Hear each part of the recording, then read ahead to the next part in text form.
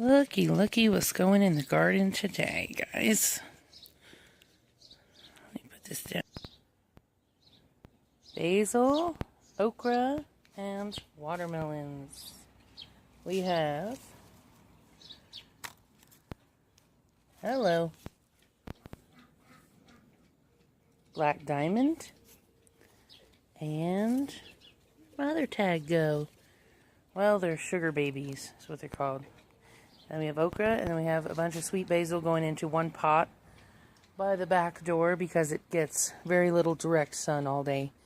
Normally, basil would like a lot of sun, but not when you're a mile high. It's too intense, and they just burn up.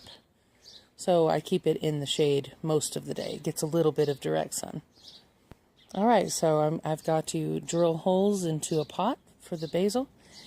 And I've got to add compost to the bed where I'm putting the watermelons and okra.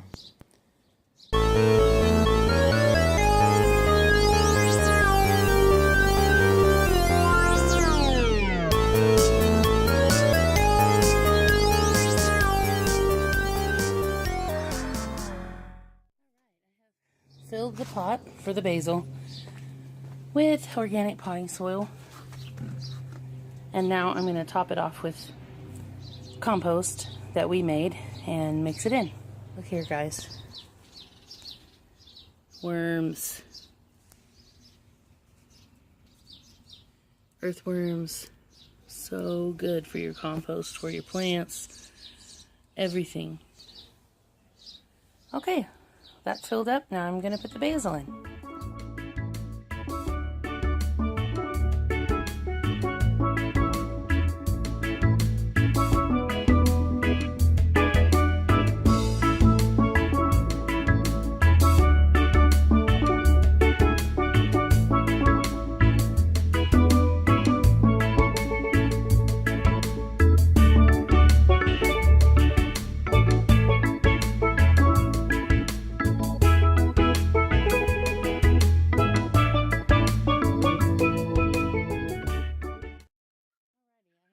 This area, if you guys remember, this is the bed that was full of lava rock. My husband finally cleared it off. This white stuff on top is vermiculite, which is just for drainage purposes and to like aerate the soil, keep it from being so densely moist. And so I prepped this area right here, and here's what I'm going to do. Watermelons don't like to sit on top of the soil. They like to be above the soil. So, I'm putting a pallet down, and I will be planting in between the slats of the pallet. So when the leaves start to go out, the vines start to crawl over the pallet before they ever touch soil again. And I can keep this covered in straw. That way the vines never touch the soil, and they have a less chance of rotting. So that's the point of that. I did it last year, and I had really good success. And there they are. I know, they are very close together. There's a lot of plants in one area. I'm limited on space here, and so I have to do what I have to do. Normally you would put like one watermelon plant 6 to 10 feet from another one. I don't have that luxury. I don't have acreage here. I am under 1/3 of an acre here in this backyard. So I do what I can. I had 3 plants in a smaller area than this last year, and I got some good watermelons. These are different kinds. I hope they don't cross-pollinate, but if they do, they're all sweet, very sweet varieties, so I don't mind. Over here we have Moon and Stars, and these are the ones I started inside, and they were kind of spindly, and only 4 of them looked really good, so I put them in there. And the other 2, I want to do an experiment. I put them out here.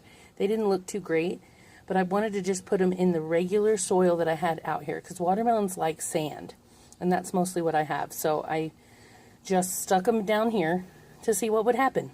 If I lose them, I lose them. If not, cool. Here we have the sugar baby. They're called Icebox Watermelon Heirloom Sugar Baby. And over there in the back is Black Diamond. And apparently those are my dad's favorites. I didn't know that. So I'll have to give him one. Anyway, there they are, and I still have the okra to plant, but I might wait until this evening because I'm starting to lose my shade over here. It's starting to get pretty sunny, and I haven't decided exactly where I'm putting them yet. So, this is it for this morning, and I'll get back with you again, and it'll be evening time. Oh, one more thing I was going to tell you is that when watermelons are this small, they're extremely prone to wind damage, rain damage, and sun damage. So what you do is you put a laundry basket over them.